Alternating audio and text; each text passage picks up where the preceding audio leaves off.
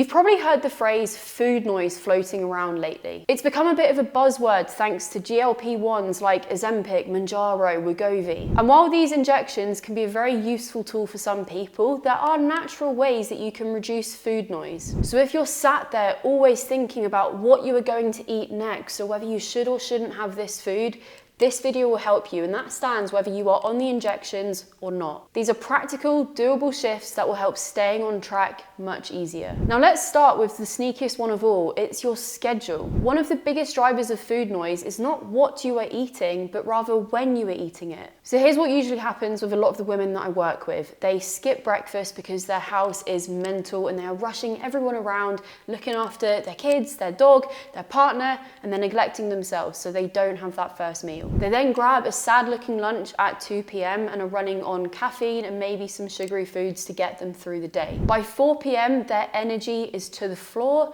and by 6:27 p.m. they are just thinking about what they can stuff their face with. And you know what sounds good? 2,000 calories eaten rapidly without even thinking about it. You see, that is not a willpower issue, that is your blood sugar just throwing a tantrum. You see, your body loves rhythm and routine, and when you give it that consistency, it stops panicking over when it's going to get its next feed from. You quiet that should I eat now or later loop, but most importantly, you stop seeing every snack as a threat to ruin your progress. Even if your meals are boring, the consistency will reduce that chaos. Regular meals, regular hunger, better decisions. So keep that in mind. Now, the second variable for food noise really comes down to decision fatigue. If you've ever found yourself looking in the fridge like it's a slot machine, then this is for you. You're probably not hungry, you're just tired of thinking, and that is where this tip will really help. The thing is, you have probably used your brain and your willpower all day with work, with emails, with children, with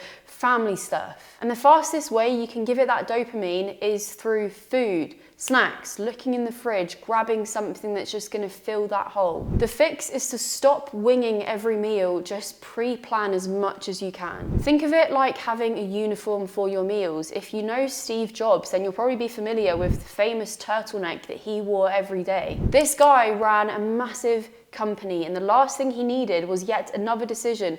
What should I bloody wear today? So to take that off his plate, he just wore the same thing. Now, I'm not saying that you need a full-blown spreadsheet and you need to spend all of Sunday prepping your meals and eating out of Tupperware, because that is not realistic. But if you can have a couple go-to breakfast and lunch, stuff that has proteins and ample fruits and veggies, and then have some safety net meals for dinner, whether that is Uncle Ben's rice, a good old Campbell's soup, even a frozen ready meal to fall back on when your willpower is to the floor, that is going to help. The point is, decide what you're going to eat in advance rather than waiting until you are hungry. Fewer decisions equals less food drama, which equals less food noise. But if you do still find yourself opening the fridge again and again, then we need to talk about protein. Boring, I know, but stick with me. Protein is really like noise-cancelling headphones, but for your appetite. It helps regulate your blood sugar and it will keep you feeling fuller for longer. And it also triggers the fancy hormones like the GLP-1, which is the same things that those injections do. So when you look down at each meal or snack, ask yourself, do I have a lean source of protein? Whether that is poultry, eggs, Greek yogurt, red meat,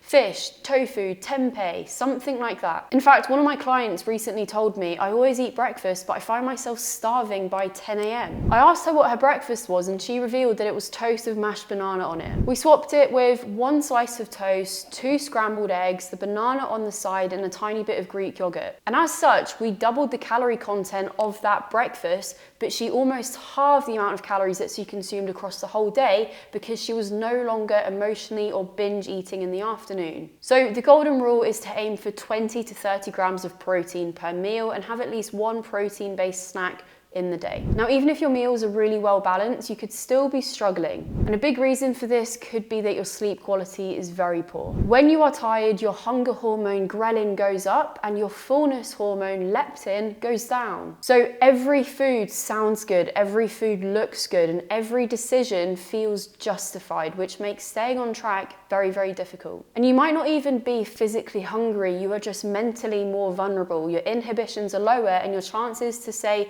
screw it, will increase. And even if getting 8 hours of sleep is unrealistic for you with your shifts, with young children, with your family life or stress, Just try to give yourself the best chance of having a full night's sleep as possible. No screens before bed, get outside early in the day to show your body that it is light outside and you need to be feeling wakeful.